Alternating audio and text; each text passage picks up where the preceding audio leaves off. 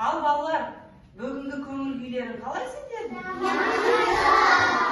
Өте жақсы. Ал бүгінгі сабағымызды бастайық. Алдымен біз көңіл күйімізді білу үшін орнымыздан тұрайық.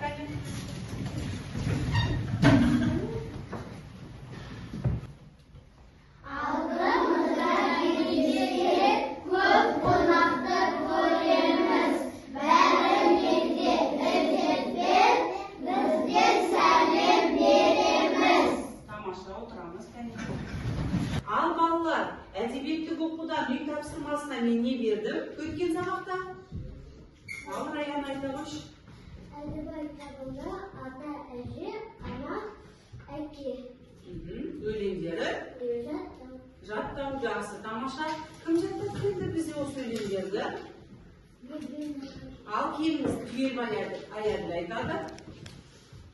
Қалғандарымыз мұқият тұттық тыңдаймыз. Ата бізге келіңіз, дайын сізге төріміз, бай дастархан басында батаңызды беріңіз. Тамаша, өте жақсы. Тағы да Раяна келіңіз. Ана біздің күніміз, ананың біз күліміз, ұландарды қуантып, ұзақ өмір сүріңіз. Ата бізге келіңіз, дайын сізге тұрыңыз, бай дастархан басында батаңызды беріңіз. Жақсы, тамаша. Әке мен әженің жаттады екен. Дәулет келі. Тән әжем болып тұрайықшы бәріміз.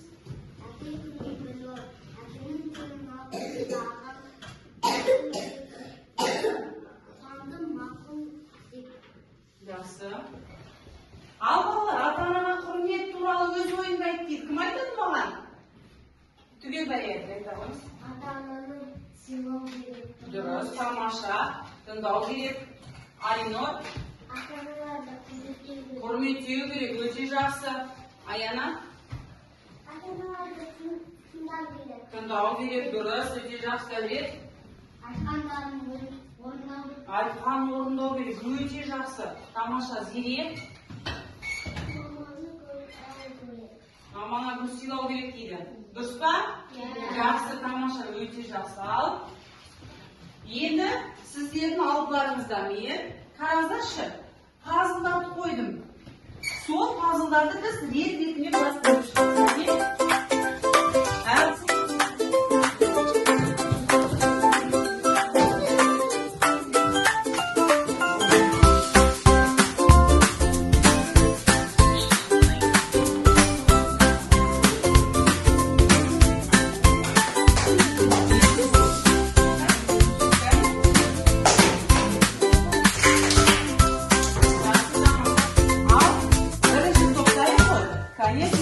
Қандай сурет бейнеленіпті?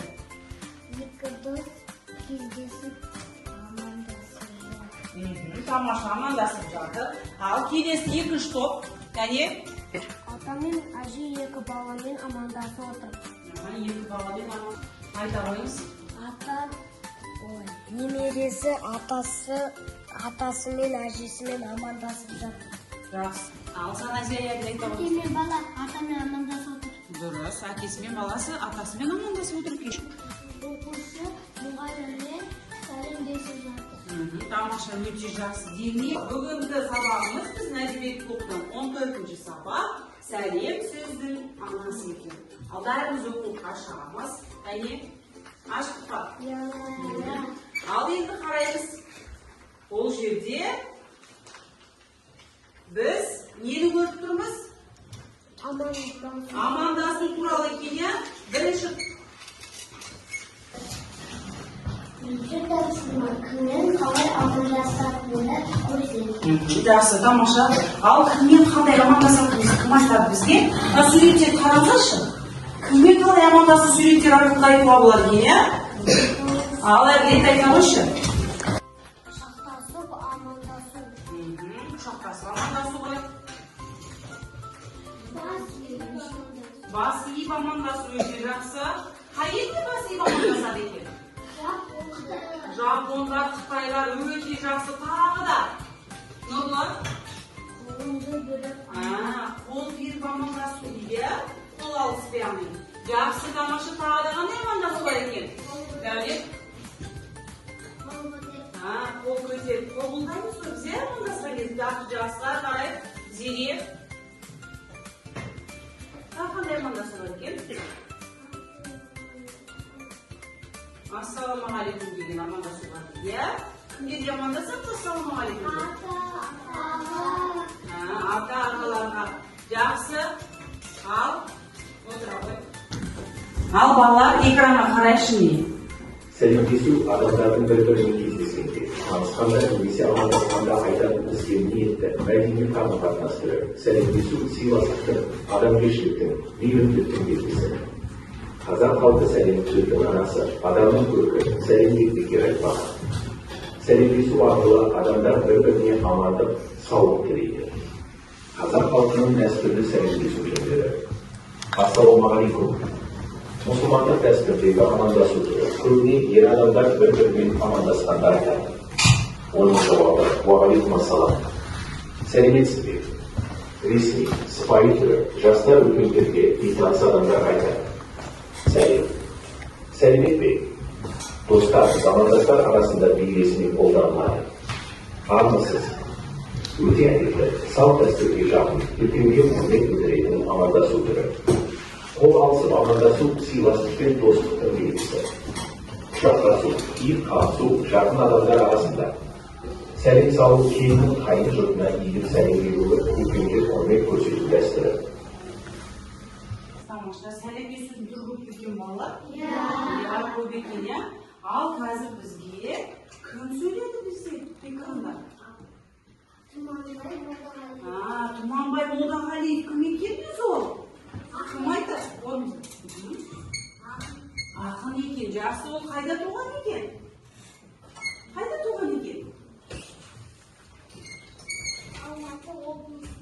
Алматы облысында туған екен, иә? Қай жылы туған екен? Алматы облысы. Дүниеге келіп 2011 жылы дүниеден озған екен балалар. Ал жақсы, енді біз сол Тұманбай Молдағалиевтің қай өлеңін оқимыз қазір? Сәлем бер. Ал бірінші бізге бастайды. Кім оқысы келіп тұр? Әдемілеп оқитын мәлімет. Аяна бастаңыз.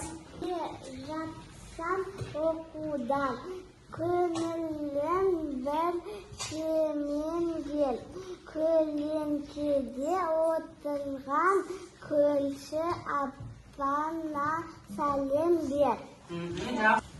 Бақ ішінде жотада тартылып жатыр асыл күй, алма жиған атаңа қол қусырып басында.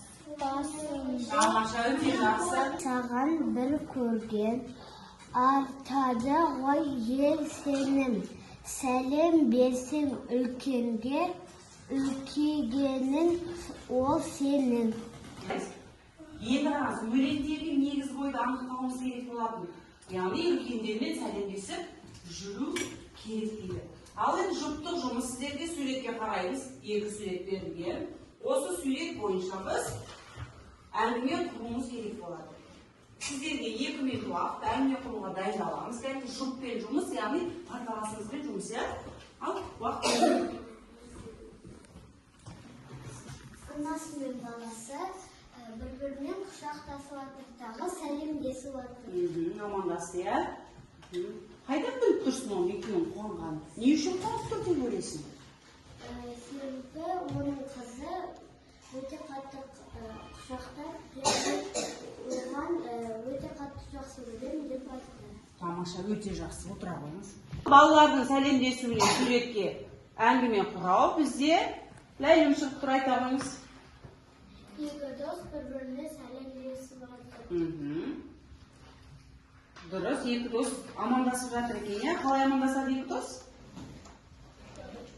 Сәлем. Сәлем деп амандасады. Дұрыс, тамаша, өте жақсы. Балалар, мен сіздерге жер деген кезде жануардың атын атайтын боласыздар. Яғни мен бензеймін, иә? Мысалға түгелбай әділіп көрсетсем, жер десем, демек ол бізге жануарды атап береді. Ал егер мен ауа десем, Алиханға. Демек ол құсты атап береді. Немесе мен теңіз десем, Каринаға қарап, ол бізге теңіздегі балықтардың атауын атап береді. Келісіп па? Ал бастаймыз. Жер.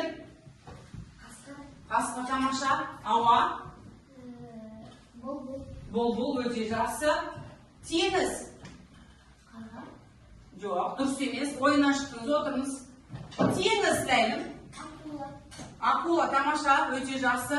Әр қарай кеттік. Жер. Арыстан.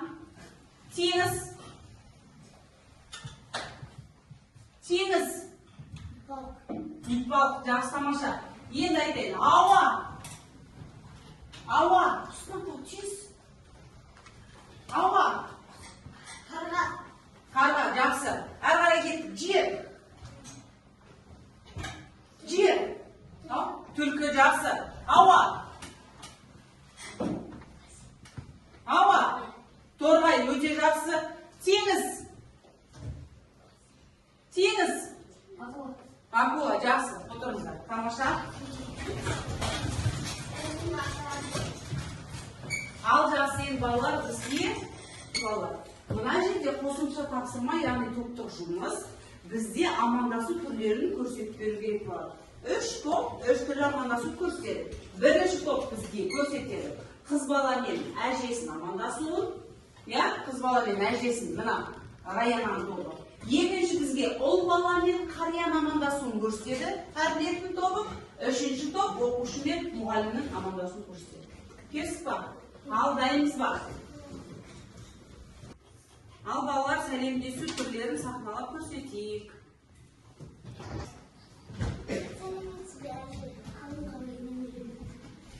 Жақсы, өзіңіз қалай? Жақсы, сабағында қалай оқымасын? Жақсы, есте оқып жүріп, қатысып жүріп. Жарайсың. Ассалаумағалейкум, ата қалыңыз қалай? Уалейкум ассалам, өзіңнің қалың қалай? Балам.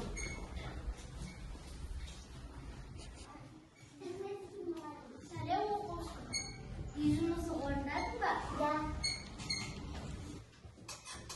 Ал балалар сәлем бер өлеңін оқимыз. Бүгінгі сабақты қорытындылау үшін 7-ші тапсырмаға қараймыз біз оқулықтан, яғни спикер әдісіменен бүгінгі сабақта қандай жаңа сөздер үйрендік. Ал жақсы балалар, бүгінгі сабақта не үйрендік біз? Сәлемдесу, дұрыс. Жақсы, сәлемдесудің қандай түрлері бар екен? Кім айтады? Амира? Сәлем. Кімге айтамыз біз оны? Жақсы, орыс тілінде. Здравствуйте, ма? Привет. Жақсы. Ағылшынша? Хай. Ал жақсы, келесі. Тағы да қандай амандасу түрлері бар?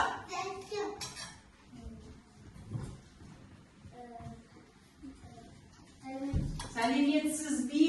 Орыс тілінде? Здравствуйте. Жақсы. Ағылшын тілінде? Hello дейміз, Жақсы, өте жақсы. Тамаша. Балалар енді үй тапсырмасы бізде мына мақалды жаттап аламыз. Қазір дәптерімізге жазып аламыз. Кәне жазып аламыз. Ал балалар, бүгінгі біздің үй тапсырмамыз мынау бізде экрандағы 2 мақалды жаттап алу. Қазір біз дәптерге бірінші көшіріп аламыз, сосын оны жаттаймыз. Ал маған бірінші мақал кім оқиды екен? Үлкенге құрмет, кішіге ізет. Жақсы, тамаша. Екіншісі